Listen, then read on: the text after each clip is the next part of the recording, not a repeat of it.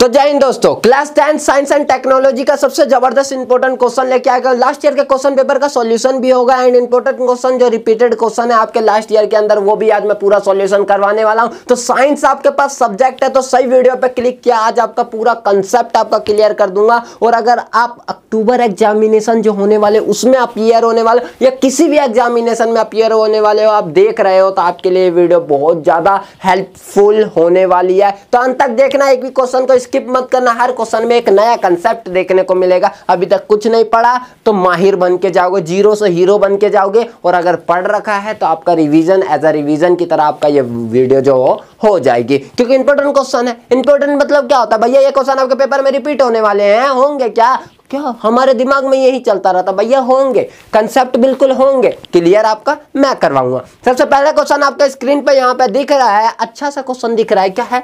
हर बार देता है, हर बार जौन सा क्वेश्चन पेपर उठा के देख लो, ये आपको मिलेगा ही मिलेगा। क्वेश्चन 1 मार्क्स पक्के करूंगा। सबसे पहले देखो क्वेश्चन क्या है, 9.0 इंटू 10 रेस पर -12 मीटर है। 9.0 इंटू 10 रेस पर -12 मीटर है। Can be expressed as, Hindi वाले ये मत सोचना कि भैया आपके लिए तो मैं कुछ बताऊंगा ही नहीं, दोनों मीडियम को लेके चलूंगा, दोनों मीडियम में आंसर बताऊंगा, दोनों मीडियम को बताऊंगा, टेंशन मत लो। तो 9.0 को आपको क्या करना है, व्यक्त किया जा सकता है। किसमें व्यक्त किया जा सकता है? मैं इसको लिख सकता हूं 9.0 को 9 माइक्रोमीटर, ठीक है, एंड 9 नैनोमीटर लिख सकता हूं, एंड 9 पिकोमीटर लिख सकता हूं, फेम्टोमीटर लिख सकता हूं। क्या लिख सकता हूं यार, क्या लिख सकता हूं इन सब में से? तो भैया इसके लिए तो आपको एक टेबल याद करनी पड़ेगी। मैं बाण बता रहा हूं लेकिन थोड़ा तो आपको काम करना ही पड़ेगा। ये रहा टेबल, इस टेबल की बला को याद कर लो, बस आपका सारा काम खत्म होगा। देखो आपको यहाँ 10 रेस पर 18 से याद करो एक्सा, 10 रेस पर 15 आपका पेटा, 10 रेस पर 12 आपका टेरा, 10 रेस पर 9 आपका गीगा। ये पॉजिटिव वाले हैं। नेगेटिव वाले में आ जाओगे आप तो 10 रेस पर -1 डेसी, 10 रेस पर -2 सेंटी, ऐसा होगा। एंड 10 रेस पर -12 पिको। अरे भैया 10 रेस पर -12 ही था हमारे क्वेश्चन में, ये पिको बोल रहा है। अरे भैया और फेम्टो किसको बोल रहा है? 10 रेस पर -15 को। तो फेम्टो तो खत्म, 10 रेस पर -12 को पिको कह रहा है। नैनो 10 रेस पर -9 है, माइक्रो 10 रेस पर -6 है। सिंबल यहाँ लिखे हुए हैं, देख लो वही सिंबल है यहाँ पे, देख लो। माइक्रो में ऐसा सिंबल बना हुआ है, पिको में P लिखा हुआ है, पिको में P लिखा हुआ है, एंड नैनो में N लिखा हुआ है, फेम्टो में F लिखा हुआ था। आंसर क्या हो गया? C option. देख लिया यार आपने पीछे, पिको है तो 10 रेस पर -12, सी ऑप्शन राइट लगा दो। बिना आंख बंद करके थोड़ी ना लगाओगे यार, लगाओगे तो बिल्कुल ठीक। तो इसी तरीके से आपने ये क्वेश्चन देख लिया, बड़ा अच्छा क्वेश्चन था। एंड ये भैया बोलो ना, मना भी करोगे ना तो हर बार ये क्वेश्चन आपका पीछा नहीं छोड़ेगा, पीछा नहीं छोड़ेगा। तो इससे पीछा छुटाने के लिए क्या करना है, इस क्वेश्चन को समझ लो। क्या बोल रहा है? द ड्राइव्ड या ऐसा यूनिट ऑफ, ड्राइव करना है, ड्राइव, गाड़ी नहीं ड्राइव करना है, ड्राइव ऐसा यूनिट बताना है, ऐसा यूनिट ऑफ पावर। आ जाओ थोड़ा पावर दिखाते हैं। पावर रेंजर, पावर बनते हैं, पावर हम जानते हैं। पावर मतलब शक्ति, पावर मतलब क्या होता है आपका? शक्ति, शक्ति, शक्ति, शक्ति, ठीक है। शक्ति हमें निकालनी है। जब हमें शक्ति निकालनी होगी, मतलब पावर निकालनी होगी, तो पावर इज इक्वल टू क्या होता है? वर्क डन अपॉन में टाइम। ये फॉर्मूला होता है अपना, जानते हो ना, कार्य अपोन में समय, है ना। अब कार्य का अगर मैं फॉर्मूला पूछूं, वर्क का फॉर्मूला पूछूं, तो आप जानते हो W इज इक्वल टू होता है F इंटू में S, फोर्स इंटू में डिस्प्लेसमेंट, फोर्स मतलब बल इंटू में विस्थापन, सेकंड। एंड उसके बाद आपका आ जाता है force is equal to ma ये होता है। एंड m यहाँ पे मास है, द्रव्यमान है, a आपका एक्सेलरेशन है। अब भैया a इज इक्वल टू भी आपका सीधा लिखते हैं। अब a की ऐसा यूनिट हम जानते हैं मीटर पर सेकेंड होल स्क्वायर होती है ऐसा यूनिट। m की ऐसा यूनिट हम किलोग्राम जानते हैं। तो भैया फोर्स की ऐसा यूनिट क्या बन जाएगी? फोर्स की m और a को मल्टीप्लाई कर दो तो बन जाएगी kg मीटर पर सेकेंड स्क्वायर। फोर्स की बन गई। देख लो मैं ड्राइव करना सिखा रहा हूं। अब फोर्स की बन गई तो फोर्स का रख दिया और उसके साथ डिस्प्लेसमेंट का रख दिया, तो फोर्स का आया kg मीटर पर सेकेंड स्क्वायर, एंड उसके साथ डिस्प्लेसमेंट मतलब डिस्टेंस को किसमें नापोगे? विस्थापन को मीटर में। तो इसको जैसे ही किया मेरा, तो मेरा क्या बन गया? kg मीटर पर मीटर स्क्वायर सेकंड पर सेकंड स्क्वायर, एंड अपन में टाइम का एक सेकंड भी है, ये सेकंड ऊपर भाग जाए तो आ जाएगा kg मीटर स्क्वायर सेकंड की पावर -3। ये बना हमारा इसका डेरिवेशन। भैया क्या जबरदस्त बन गया। आप देखते हैं kg मीटर स्क्वायर सेकंड की पावर -3। ऑप्शन में कहीं दिया हुआ है क्या? ऑप्शन में फर्स्ट ऑप्शन तो होगा नहीं, एंड मीटर स्क्वायर है नहीं होगा, and third option metre square था, ये भी नहीं होगा, तो फोर्थ होगा देखिए केजी मीटर स्क्वायर सेकंड की पावर -3, बिल्कुल राइट आंसर है। ओ भैया मौज आ गई, मौज आ गई, मौज आ गई। तो इस तरीके से आप ऐसे डेरिवेशन वाले क्वेश्चन को भी कर सकते हो। तरीका समझ आया ना? आया समझ आया? तो क्वेश्चन लगा दो, अब लगा दो, जिस पेपर को उठा के लगाना चाहते हो लगा दो। अब देखो आते हैं नेक्स्ट क्वेश्चन पे। नेक्स्ट क्वेश्चन कुछ अच्छा सा लेते हैं, अच्छा सा लेते हैं, तड़कता फड़कता और चाबी दाल, जय जय जय जय। आ जाओ नेक्स्ट क्वेश्चन। नेक्स्ट क्वेश्चन देखो, ये बस बता देता हूं मैं, करवाऊंगा नहीं। क्वेश्चन क्या है, क्लासिफाई करना है आपको कि ये कौन कौन से इक्वेशन है। डिस्प्लेसमेंट है, मतलब विस्थापन अभिक्रिया है, द्विविस्थापन अभिक्रिया है, डिस्प्लेसमेंट है, डबल डिस्प्लेसमेंट है, कॉम्बिनेशन है, संयोजन अभिक्रिया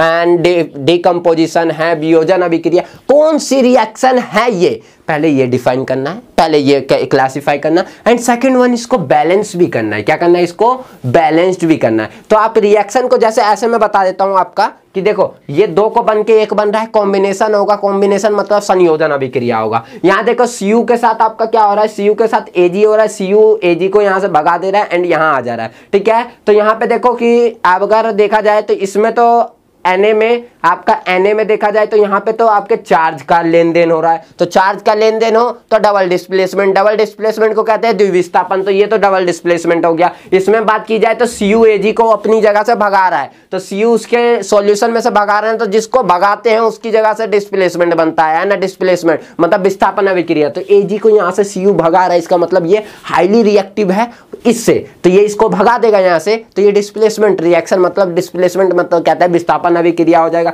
एंड लास्ट वन, एक चीज दो तीन चीज बन रही है, तो एक चीज का दो तीन चीज में टूट जाना ही आपका डिकम्पोजिशन, या डिकम्पोजिशन मतलब आप कह सकते हो इसमें क्या, वियोजन अभिक्रिया, ठीक है। तो इस तरीके से मैंने इसका वो कर दिया। एंड आपका कॉम्बिनेशन, इसको बैलेंस करने का, तो भैया ये तो हम बता देते हैं पहले ही, आपको बैलेंस करने के लिए आपको करना क्या होता है, सबसे पहले आपको सीखना पड़ता है। एंड बैलेंस की जितनी भी वीडियोस है, 2 से 3 वीडियो जो भी, उसकी लिंक आपको डिस्क्रिप्शन बॉक्स में मिल जाएगी, जाके बैलेंसिंग आप सीख लो, एक बार सीख लो। और उसके बाद इस क्वेश्चन को करने के लिए आए, कैसे नहीं समझ आया, कैसे समझ नहीं आएगा। एंड ये क्वेश्चन पेपर के लिंक भी मैंने नीचे दे दिया, लगाओ जाके, लगाओ। तो ये क्लासिफाई कर दिया एंड बैलेंसवा करना है वो आप खुद कर लीजिएगा, ठीक है। एंड अब आते हैं नेक्स्ट वन। ये भी नहीं है, ये भी नहीं है, ये भी नहीं है, ये भी नहीं है, ये रहा नेक्स्ट वन क्वेश्चन आपका, ये रहा। बड़ा कर दिए, बहुत बड़ा कर दिए हैं, जिससे आपको दिख जाए और आपको दिखेगा तो हमको भी मजा आएगा। देखिए क्या बोला है, द काइनेटिक एनर्जी मतलब गतिज ऊर्जा, काइनेटिक मतलब गतिज ऊर्जा, kinetic energy of an object, किसी भी एक ऑब्जेक्ट मतलब कोई वस्तु की गतिज ऊर्जा, kinetic energy of an object of mass m, मास क्या है, m है, द्रव्यमान क्या है, m है, and the moving with the velocity मतलब वो चल रही है किस वेग से, वेलोसिटी से 4 मीटर पर सेकेंड, मतलब वेलोसिटी है उसकी, सिंपल था, क्या बता रहा हूं, इतना सीरियस काहे हो रहे हो। और उसकी एनर्जी जो है, काइनेटिक एनर्जी वो कितनी है, 16 जूल, काइनेटिक एनर्जी मतलब गतिज ऊर्जा। What will be the kinetic energy when, मतलब काइनेटिक एनर्जी क्या होगा जब उसकी वेलोसिटी को डबल कर दिया जाए, मतलब उसकी वेग को क्या कर दिया जाए, दुगुना कर दिया जाए, ठीक है। एंड सेकंड वन है कि जो रिड्यूस टू हाफ मतलब उसकी वेलोसिटी को कम करके आपका हाफ कर दिया जाए, और मतलब वेग को उसके हाफ कर दिया जाए। चलो आओ कंसेप्ट पे आते हैं भैया, हम और चीज नहीं देखते, हम कंसेप्ट देखा करते हैं, हम कंसेप्ट। अरे भैया कहाँ भाग जाते हो यार, कंसेप्ट पे आइए। देखिए हमने पूछा सबसे पहले मास क्या दिया हुआ है बच्चा पटी, तो आपने कहा भैया मास तो द्रव्यमान जो है, द्रव्यमान वो दिया हुआ है, द्रव्यमान कितना m, ठीक है। एंड सेकंड मैंने पूछा आपसे वेलोसिटी कितना दिया हुआ बच्चा पटी, तो आपने कहा वेलोसिटी v वो दिया हुआ है 4 मीटर पर सेकेंड दिया हुआ है। वेलोसिटी को कहते हैं वेग, क्या कहते हैं, वेग। And second one kinetic energy की बात करेंगे, काइनेटिक एनर्जी मतलब कहते हैं कि काइनेटिक एनर्जी को क्या कहते हैं, गतिज ऊर्जा, वो कितना दिया है बच्चा पार्टी, 16 जूल,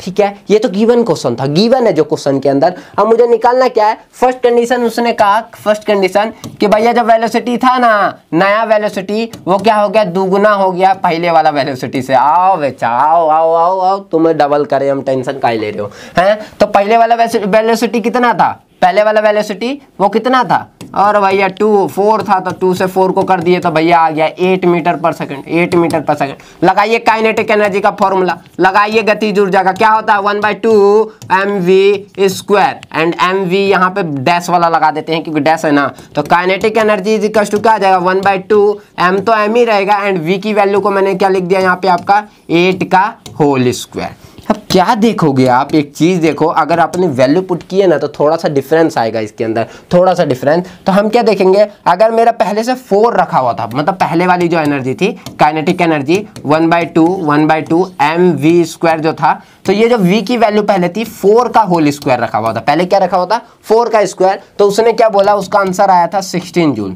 16 जूल। अब क्या किया इसने, डबल कर दिया 8 कर दिया। डबल मतलब क्या है, डबल मतलब क्या है, ये 2v, मैं यहाँ पे अगर 2v रखता हूँ, आपका 2v रखता हूँ, आपको अच्छा समझ आएगा इससे, देखो 2v रखता हूँ तो आपका क्या आ जाएगा 1/2 आएगा m, एंड 2 का होल स्क्वायर कितना हो जाएगा 4 हो जाएगा, एंड v का आपका v² हो जाएगा। तो आप देखो क्या कि 1/2 mv² का तो आंसर हमें पता है, इनटू में 4, 1/2 mv² का आंसर कितना था 16, मल्टीप्लाई में 4, तो 16 चौके कितना हो जाए 64 जूल। समझ आया क्या बोला मैंने, अगर वेलोसिटी को हम डबल करते हैं तो हमारी जो वैल्यू आएगी वो 64 जूल के बराबर आ जाएगी। किस तरीके से, मैंने यहाँ पे जो लिखा है ना, ये देखो v' is equal to 2v, तो बस मैंने 2v पुट कर दिया। मैं इस वेलोसिटी को पुट करूंगा ना तो आपको कंफ्यूजन होगी, मैं जो बोलूंगा वो समझ ही नहीं आएगा, तो इसलिए मैंने यहाँ पे 2v रख दिया, एंड 4v² जो था 1/2 mv², वो तो भैया 16 जूल वाला था, उसको 4 से बस मल्टीप्लाई कर दिया,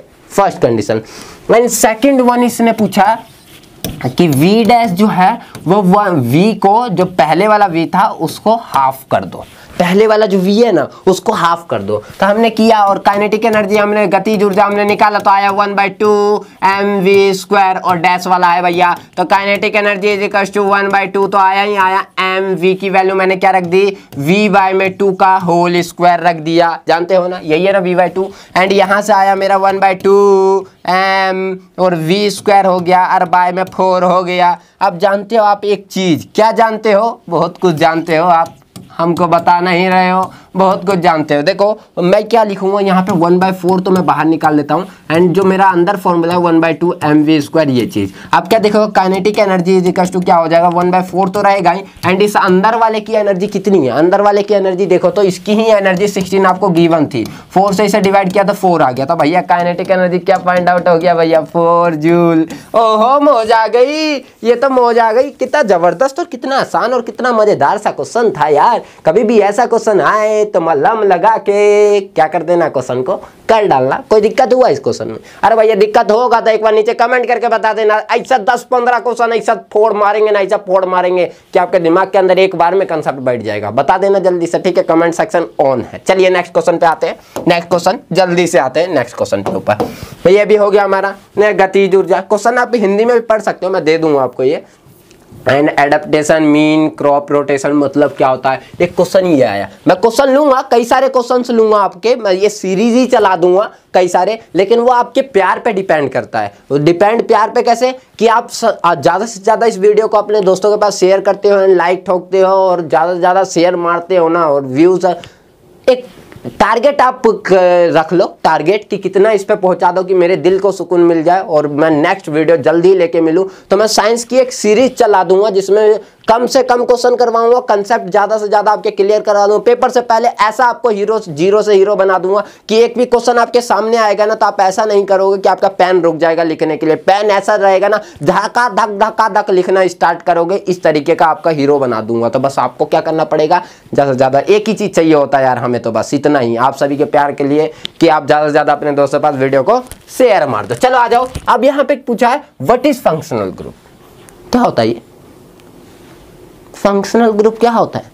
पहला तो ये पूछ रहा है, क्या पूछ रहा है, एक आपका क्रियाशील समूह किसे कहते हैं, ठीक है। Second, identify the functional group present in the following compound and right it IUPAC names. Wow बहुत अच्छा, ये आपका कार्बन कंपाउंड में से आया है। कार्बन कंपाउंड बहुत परेशान करता है। CH3 CH2 OH है पहला तो, एंड दूसरा है CH3 CO CH3, यही है ना, यही है ना, देख लेते हैं। दूसरा ये है, ठीक है। एंड पूछा है सबसे पहला कि आपसे फंक्शनल ग्रुप क्या होता है, फंक्शनल ग्रुप क्या होता है। भैया ये एक स्पेसिफिक ग्रुप होता है, फंक्शनल ग्रुप एक स्पेसिफिक ग्रुप होता है। मैं उसमें भी बताऊंगा, हिंदी में बताऊंगा, डोंट वरी। स्पेसिफिक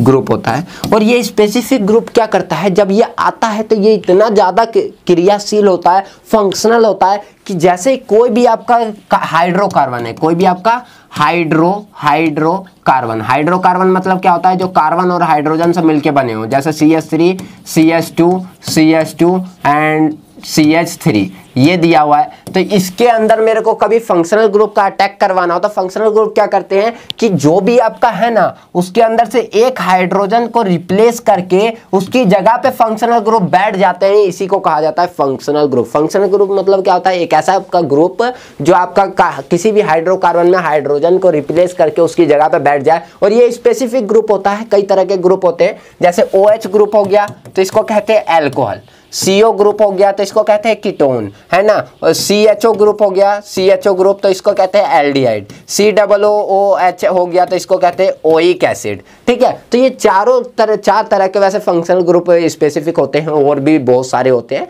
लेकिन आप जो पढ़ोगे इन चारों के बारे में ही पढ़ोगे। बस ये क्या होते हैं कि कभी भी किसी हाइड्रोकार्बन पर जाके अटैक करते हैं तो वहाँ हाइड्रोजन को रिप्लेस करके उसकी जगह पे बैठ जाते हैं। फर्स्ट अब आइए हिंदी वाले, थोड़ा इधर आइए। हिंदी वालों के लिए ये होता है कि कोई भी क्रियाशील ग्रुप जो होती है, क्रियाशील ग्रुप आपका हाइड्रोकार्बन मतलब हाइड्रोकार्बन ही होता है, उनमें भी हाइड्रोकार्बन के ऊपर जब भी अटैक करती है मतलब उसके साथ अभिक्रिया करती है, तो अभिक्रिया करने के दौरान वो हाइड्रोजन को वहाँ से क्या कर देती है, हटा के और उसकी जगह पे बैठ जाती है, उसी को कहा जाता है फंक्शनल ग्रुप। और फंक्शनल ग्रुप के कई सारे क्या होते हैं, घटक होते हैं, मतलब टाइप्स होते हैं। कौन कौन से, आपके OH होता है एल्कोहल, CO होता है कीटोन ग्रुप, एंड CHO होता है एल्डिहाइड ग्रुप, एंड COOH होता है आपका ओइक ग्रुप होता है। तो ये आपके फंक्शनल ग्रुप है। अब आपको ये चीज तो पहले डिफाइन करने के लिए कहा था, चलो डिफाइन कर दिया मैंने। सेकंड वन पूछा कि इसके अंदर कौन सा फंक्शनल ग्रुप प्रेजेंट है।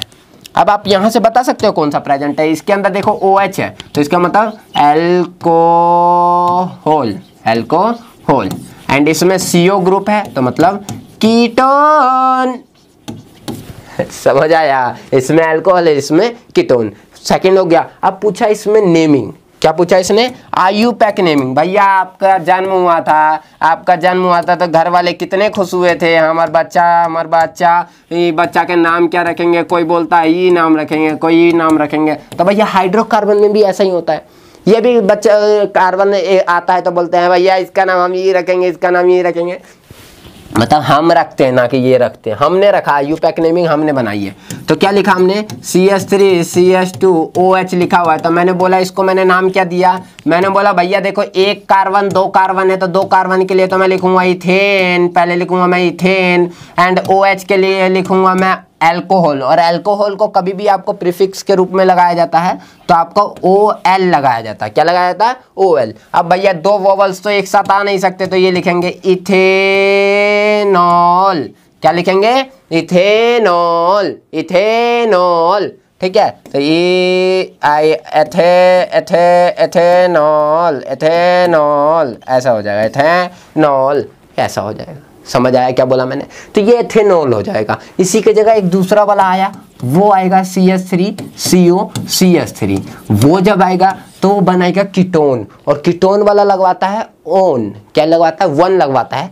तो देखो एक कार्बन दो कार्बन तीन कार्बन, तो 3 के लिए लगता है प्रोपेन, और भैया इसके लिए लगता है 1, ठीक है। तो इसको लिखेंगे हम प्रोपेनॉन, मतलब प्रोपेनॉन। हो गया इसकी नेमिंग, हो गया। हिंदी में भी लिख सकते हो आप इसी तरीके से, ठीक है। जैसे आपका इथेन होता है ना, एथेन लिखते हैं हम, एथेन, उसी के आगे आप ओइक एसिड और ये मतलब अल लगा देते हो, ओल लगा देते हो। तो जब मेरे ख्याल से ओल अल ये वाला नहीं, अल आता है, ओल आता है, ये चीज़। तो कई तरीके से होते हैं नेमिंग हिंदी में भी। तो IUPAC नेमिंग में कोई भी दिक्कत हो, आपको ऐसा लग रहा हो भैया हाइपर आईयूपैक नेमिंग क्या है क्या, तो बता देना मेरे को। एक सिंपल सा 10 मिनट की वीडियो बननी है। 10 मिनट की वीडियो में आपका आईयूपैक नेमिंग ऐसा चमका दूंगा ना, ऐसा चमका दूंगा आपके माइंड के अंदर चमक जाएगा ये, ठीक है। बता देना, बस आप पे डिपेंड करता है ये आप चाहते हो कि नहीं। ये चीज हो गया, एंड नेमिंग भी हो गई, ये भी हो गया। यही क्वेश्चन आपसे पूछा हुआ था, 4 नंबर आपने ऐसे ही पक्के कर लिए है। आज तो आप नंबर ही नंबर पक्के करे जा रहे हो, नंबर ही नंबर पक्के। अब देखो इसके बाद नेक्स्ट वन आपका क्वेश्चन आ जाता है यहाँ पे, रस्टिंग का नहीं, फोटोसिंथेसिस वाला। क्या पूछ रहा है? फोटोसिंथेसिस मतलब जानते ही होगे, सिंपल सा ये टर्म है। Define photosynthesis and explain it's mechanism and right its significance. देखो 3 क्वेश्चन एक के ही अंदर पूछा है, 4 नंबर का ये क्वेश्चन है। सबसे पहले तो पूछा है फोटोसिंथेसिस होता क्या है, फोटोसिंथेसिस क्या होता है, क्या होता है फोटोसिंथेसिस, जिसे हम प्रकाश संश्लेषण कहते हैं हिंदी में। तो सबसे पहले ये होता है फोटोसिंथेसिस एक तरह का प्रोसेस है, किसका, ग्रीन प्लांट का, ठीक है। ग्रीन प्लांट का एक प्रोसेस है जिसके through in the presence of Hindi में अभी बताऊंगा, इन द प्रेजेंस ऑफ आपका क्या होता है, in the presence of light, ठीक है। In the presence of light वो अपना फूड बनाती है, खाना बनाती है, फूड बनाती है, उसी को कहा जाता है क्या, फोटोसिंथेसिस। क्या बोला गया कि फोटोसिंथेसिस एक ग्रीन प्लांट का एक प्रोसेस है in the presence of light and chlorophyll, ठीक है। Chlorophyll in the presence of light and carbon dioxide की प्रेजेंस के अंदर वो क्या करती है, अपना फूड बनाती है, फूड मेक करती है, खाना बनाती है। इसी प्रोसेस को फोटोसिंथेसिस कहा जाता है। अब कहा जाए प्रकाश संश्लेषण, तो प्रकाश संश्लेषण एक तरह का प्रक्रिया है जो पौधों का, ग्रीन पौधों का मतलब हरे पौधों का एक तरह का प्रक्रिया, जिसके थ्रू वो क्या करते हैं, कार्बन डाइऑक्साइड, पानी मतलब जल और आपका लाइट, सनलाइट की प्रेजेंस के अंदर मतलब उनकी उपस्थिति में वो अपना खाना बनाते हैं, और इसी प्रोसेस को कहा जाता है, इसी प्रक्रिया को कहा जाता है प्रकाश संश्लेषण। सिंपल सा कंसेप्ट समझ आ गया। अब पर फोटोसिंथेसिस आपको समझ आ गया, तो फोटोसिंथेसिस के बाद इसने क्या पूछा आपका, मैकेनिज्म, फोटोसिंथेसिस के मैकेनिज्म। अब फोटोसिंथेसिस का एक रिएक्शन भी होता है। देखो क्या होता है कि CO2 को आप वाटर के साथ रिएक्ट कर देते हो, तो वाटर के साथ इन द प्रेजेंस ऑफ क्या, क्लोरोफिल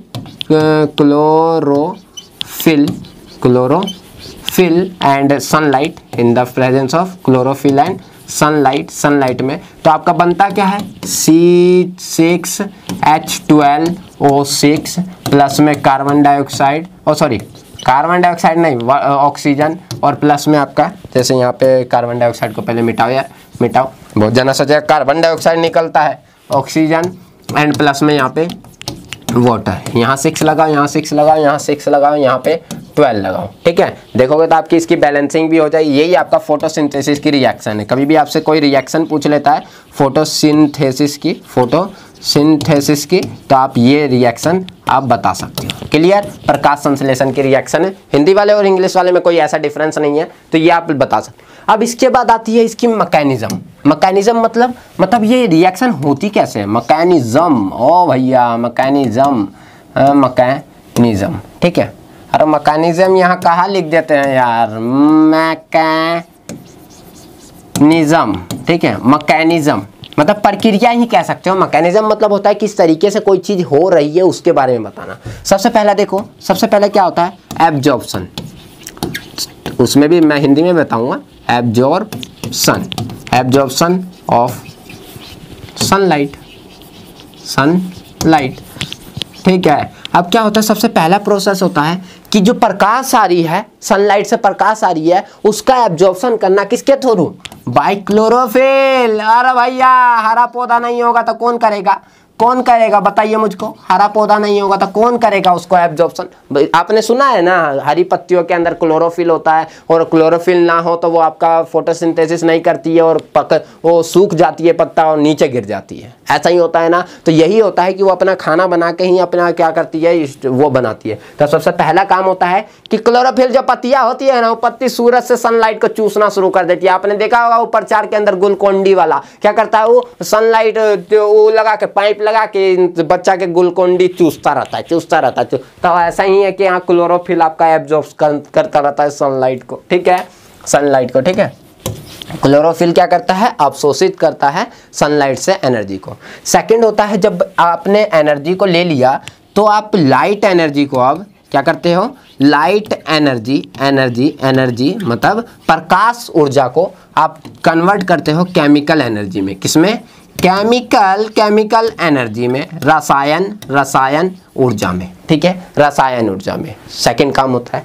एंड थर्ड काम होता है, जैसे ही आपने इसे कर दिया, अब आप काम क्या करते हो कि वाटर के जो आपके मॉलिक्यूल्स होते हैं, वाटर के मॉलिक्यूल्स मतलब अणु, किसके, जल के अणु, मॉलिक्यूल्स जो होते हैं, वाटर के जो मॉलिक्यूल्स होते हैं, जल के अणु, उसको आप स्प्लिट कर देते हो। क्या कर देते हो, स्प्लिट कर देते हो, तोड़ देते हो in the form of hydrogen into hydrogen and plus oxygen में। क्या, ऑक्सीजन में। क्लियर, समझ आया। क्या करते हो आप कि जो आपके वाटर के मॉलिक्यूल्स होते हैं, वाटर होता है जो मैंने रिएक्शन में आपको दिया था यहाँ पे, ये जो वाटर होता है इसको आप ऑक्सीजन एंड हाइड्रोजन की फॉर्म में क्या कर देते हो, स्प्लिट कर देते हो, तोड़ देते हो। ये थर्ड प्रोसेस होता है इसमें कि वाटर मॉलिक्यूल्स का स्प्लिट कर देना हाइड्रोजन एंड ऑक्सीजन के अंदर, ठीक है। हाइड्रोजन और ऑक्सीजन में उसको विभाजित कर देना, किसको, वाटर के अणु को, ठीक है, पानी के अणु को। एंड फोर्थ लास्ट वन होता है कि कार्बन डाइऑक्साइड का रिड्यूस कर देना। क्या, रिडक्शन, अपचयन कर देना। रिडक्शन मतलब अपचयन कर देना, किसमें, कार्बोहाइड्रेट में। समझ आया क्या बोला कि कार्बन डाइऑक्साइड का रिडक्शन कर देना, अपचयन कर देना कार्बोहाइड्रेट में। और जो कार्बोहाइड्रेट होता है, इसी कार्बोहाइड्रेट को फर्दर क्या कर दिया जाता है, फर्दर यूज करके इसको स्टार्च बना दिया जाता है। क्या, स्टार्च बना दिया जाता है। और इसी स्टार्च का यूज क्या करते हैं, सारे ऑर्गेन खाना बनाने में और सब कुछ करने में करते हैं। बस यही आपका इसका मैकेनिज्म होता है। सबसे पहले लाइट को क्या करता है, ये एब्जॉर्ब करता है, अवशोषित करता है। दूसरा काम क्या करता है, भैया अवशोषित तो कर लिया, उसके बाद जो लाइट एनर्जी है ना, उसको केमिकल एनर्जी में चेंज कर देता है, मतलब खाना बनाने में चेंज कर देता है। जैसे गैस को जलाते हैं ना, वो वाला काम करता है कि भैया लाइट आया तो उससे गैस कैसे जलेगा, तो इसे केमिकल में चेंज करते हैं, लाइट लाता, माचिस के तिल्ली लाता, उससे लाइट जलाता है। एंड लाइट जलाने में वाटर को मॉलिक्यूल्स को हाइड्रोजन एंड ऑक्सीजन में चेंज करता है, एंड फिर कार्बन डाइऑक्साइड को रिड्यूस करके कार्बोहाइड्रेट बना देता है। एंड यही आपके सारे चारों के चारों प्रोसेस होता है। मैकेनिज्म खत्म। कितना आसान था, बोलना आसान है ना।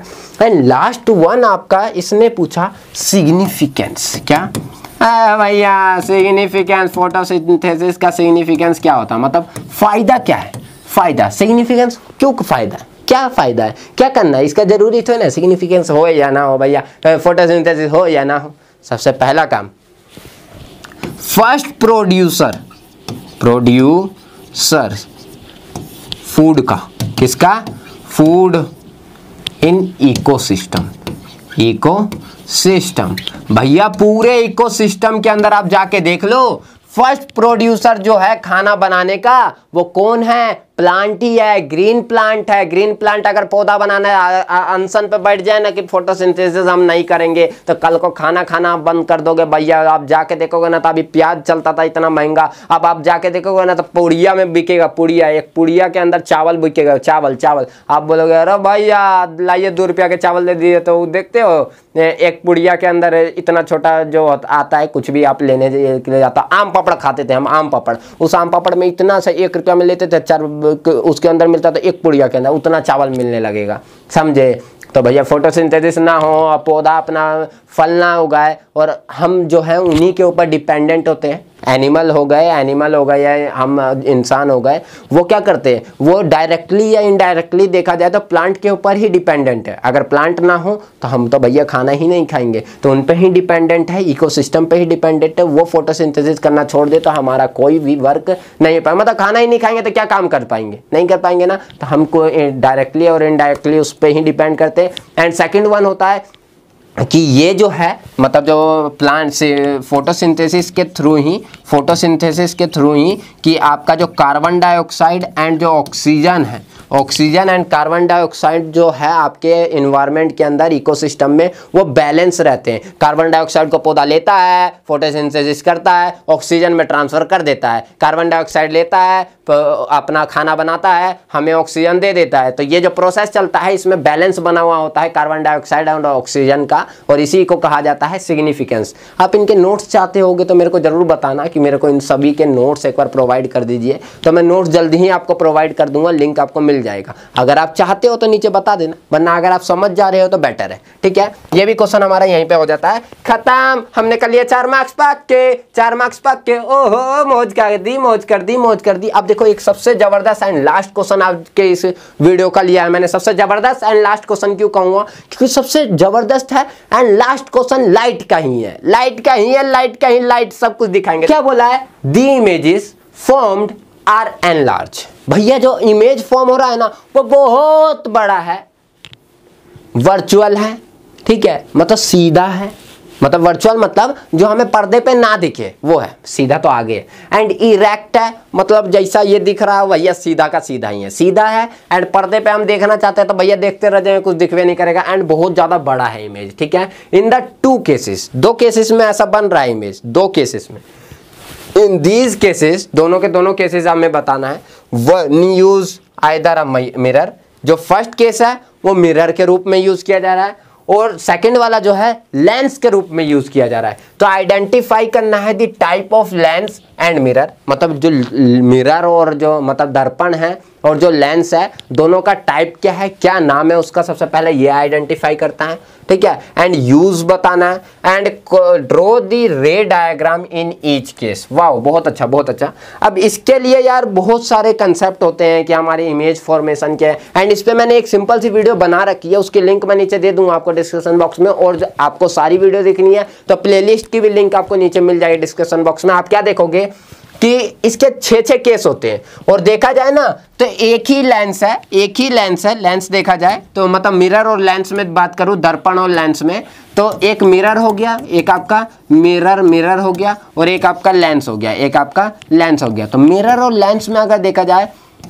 तो मिरर को भी कॉनकेव मतलब अवतल, ठीक है, और एक आपका कॉन्वेक्स मतलब उत्तल, क्या उत्तल, ठीक है, इसमें बांटा गया है। लेंस भी आपका कॉनकेव एंड कॉन्वेक्स में बांटा गया है, ठीक है, मतलब वही होता है अवतल एंड उत्तल, इसमें बांटा गया। तो अगर देखा जाए ना तो इसका कॉनकेव मिरर का अगर हम देखें तो 6 केसेस होते हैं, एंड 6 केसेस में एक सबसे लास्ट वाला ही केस होता है जिसमें एनलार्ज बनता है।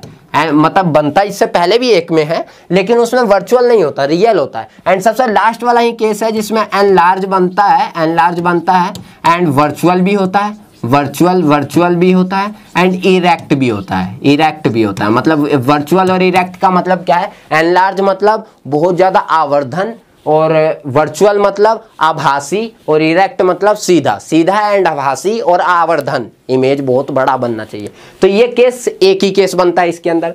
एंड जो इसका कॉनकेव वर्क करता है ना वो लेंस के अंदर कॉन्वेक्स वर्क करता है, उल्टा काम करता है। तो इसके 6 केसेस होते हैं, एंड 6 में एक केस इसका भी वही होता है, लार्ज एंड लार्ज तो बनता ही है, एंड उसके साथ ही आपका एक वर्चुअल होता है, वर्चुअल होता है, एंड इरेक्ट इमेज बनाता है, ठीक है। तो आपने इमेज देख लिया, मिरर आपने कर लिया ना, मिरर और लेंस को आइडेंटिफाई कि कॉनकेव मिरर होता है, मिरर कॉनकेव होता है, अवतल दर्पण होता है, एंड लेंस के अंदर वो कॉन्वेक्स लेंस था, एंड वो क्या था आपका उत्तल लेंस था। ये तो आइडेंटिफाई हो गया। एंड यूजेस इसकी आप पढ़ सकते हो, यूजेस में नहीं बता रहा यहाँ पे क्या यूज होते हैं क्या नहीं। अब कन्वर्जिंग लेंस और डाइवर्जिंग लेंस हो गए, एंड दर्पण में आप देखो तो आपका कन्वर्जिंग है, ये लाइट को कन्वर्ज कर रहा है, तो उसके लिए तो आप ये समझ जाना।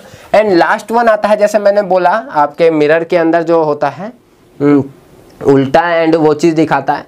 तो गाड़ी की जो आपकी मिरर होती है, मिरर वो आपको पीछे की चीज़ क्या दिखाती है, गाड़ी के जो मिरर होती है वो पीछे की चीज़ उल्टी दिखाती है, तभी तो एम्बुलेंस के ऊपर उल्टा लिखा होता है और उस मिरर के अंदर आपको सीधा दिखता है। इसीलिए वरना बहुत जने सोचा एम्बुलेंस के ऊपर उल्टा काहे लिख दिया है यार, एम्बुलेंस काहे उल्टा लिख दिया। तो भैया इसीलिए कि आप जैसे लोगों को वो दिख जाए और आप उससे साइड दे दो कि जल्दी जाओ भैया जाओ, बड़ा सीरियस मैटर है, तो यही चीज़ होता है। तो वो जो मिरर लगा होता है ना वही कॉनकेव मिरर होता है, तो मिरर का तो आप समझ जाओगे, एंड कॉन्वेक्स उनका यूजेस आप पढ़ लेना, कोई दिक्कत नहीं है।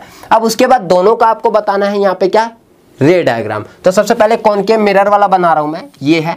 एंड मिरर के अंदर का क्या होता है आपका, यहाँ पे मिरर का एक साइड पोर्शन जो होता है ये आपका शेडेड पोर्शन होता है, एक पोर्शन आपका शेडेड।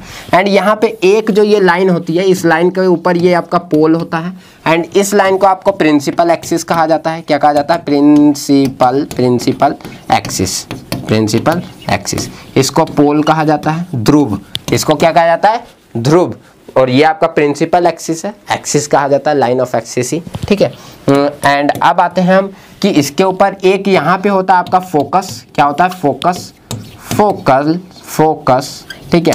एंड इसके बाद एक जो इसके सेम डिस्टेंस पे होता है, सी होता है, इसे कहते हैं हम centre of curvature, centre of curvature, ठीक है, ये कहते हैं सेंटर ऑफ कर्वेचर। और ये वो होता है, या रेडियस कह सकते हो आप, ठीक है, सेंटर ऑफ कर्वेचर। अब क्या होता है कि जो केस उसमें बताया हुआ है एनलार्ज वाला, वो होता है पोल एंड फोकस के बीच में ऑब्जेक्ट को रखा जाता है, ऑब्जेक्ट को। एंड यहाँ से कोई लाइट आती है, ऐसे जाती है, एंड यहाँ से लाइट जाने के बाद कभी भी पैरेलल आएगी तो हमेशा फोकस से होकर जाती है, याद रखना, हमेशा क्या जाती है, फोकस से होकर जाती है, फर्स्ट केस।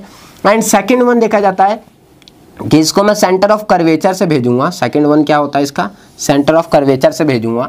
तो आप क्या देखोगे कि ये और लाइन मोटी होते जा रही है, तो यहाँ आगे जाके तो कहीं भी मिल नहीं सकती, कहीं भी नहीं मिलेगी ना। तो ये होता क्या है कि इसको हम क्या करते हैं, आगे की ओर एक्सटेंड करते हैं। क्या करते हैं, इसको आगे की ओर एक्सटेंड करते हैं, और इसको भी हम आगे की ओर एक्सटेंड करते हैं। और हम इमेज सोचते हैं कि भैया पर्दे के पीछे कहीं जाके तो ये एक दूसरे को मिल जाएंगे, और मिल के यहाँ पे क्या कर देंगे, वो इमेज को बना देंगे, इसीलिए कहा गया कि ये इमेज जो है वर्चुअल बनती है। क्या बनती है, वर्चुअल, जो हम देख नहीं सकते। एंड सेकंड ये इरेक्ट बनती है। क्या बनती है, इरेक्ट, सीधी बनती है। देखो जहाँ ऑब्जेक्ट है उसी के सामने बन रही है तो सीधी बन रही है, इसके नीचे होती तो हमेशा उल्टी बनती है। तो ये इसका हो गया आपका मिरर का, है ना। एंड इसके बाद नेक्स्ट वन आता है आपका लेंस का। तो कॉन्वेक्स लेंस है, तो कॉन्वेक्स लेंस ऐसा होता है, एंड कॉनकेव में आपका दूसरा टाइप का होता है। एंड इसमें बीच में आपका प्रिंसिपल एक्सिस जाता है, यहाँ ऑप्टिकल सेंटर होता है, वो होता है, ठीक है। एंड इधर आपके दो फोकस होते हैं लेंस के अंदर, एक आपका F1 इधर होता है, एंड यहाँ पे 2F1 होता है, इधर आपका F2 होता है, और इधर आपका 2F2 होता है। इसमें भी आपका वही केस है कि और बीच में रखा जाता है। एंड यहाँ से कोई लाइट आ रही है तो लाइट यहाँ आएगी तो ये आपका फोकस से होकर जाएगी। एंड दूसरा होता है कि ऑप्टिकल सेंटर से जाएगी तो वो ऐसे जाएगी। देखो यहाँ भी मोटापन जा रहा है ना। तो इसमें भी क्या होता है आपका, ये पीछे की ओर एक्सटेंड किया जाता है, एंड एक्सटेंड करने के बाद देखा जाए तो इसी को मैं आगे बढ़ा देता हूँ, तो ये आगे की ओर एक्सटेंड होगा, एंड कहीं भी जाके बस 2F1 के पीछे जाके कहीं ना कहीं जाके आपका ये बनेगा। और ये आपका इमेज का होता है, मतलब ये आपका क्या होता है, डिस्टेंस नहीं, हाइट ऑफ इमेज, और ये हाइट ऑफ वो हो जाता है। तो ये आपका वो आ जाता है। एंड इसका जो बोला जाए तो ये भी आपका वर्चुअल ही बनाती है, एंड इरेक्ट ही इमेज बनाती है। तो ये इमेज फॉर्मेशन आपका हो जाता है। इसके 6 केस होते हैं इमेज फॉर्मेशन के, कई सारे केस बनते हैं। तो आपको सारे केसेस जानने हैं, सब कुछ जानना है तो नीचे कमेंट कर देना। इसी के साथ हमारी जो आज की वीडियो के जो इंपॉर्टेंट क्वेश्चन बनते हैं, आज की सीरीज का हमारा इंपॉर्टेंट क्वेश्चन बनता है, वो सारे मैंने यहीं पे कर दिए खत्म। और कैसी लगी ये वीडियो नीचे कमेंट करके बताना, और वीडियो अच्छी लगी हो तो लाइक ठोक देना, अपने दोस्तों के पास शेयर कर देना। आप सभी का प्यार चाहिए यार, प्यार देने के लिए आप सभी क्या कर सकते हो, लाइक ठोक देना, मोटिवेशन बढ़ेगा। नेक्स्ट वीडियो जल्द लेके मिलूंगा, आप सभी के प्यार के लिए ही बस वर्क करता हूँ यार। मिलते हैं नेक्स्ट वीडियो में ऐसे धमाकेदार और मजेदार टॉपिक के साथ। जब तक के लिए बने रहे विक्की वर्मा के साथ। सारे चैप्टर के लिंक नीचे डिस्क्रिप्शन बॉक्स में दिए हुए हैं, चेकआउट करो। जय हिंद, जय भारत।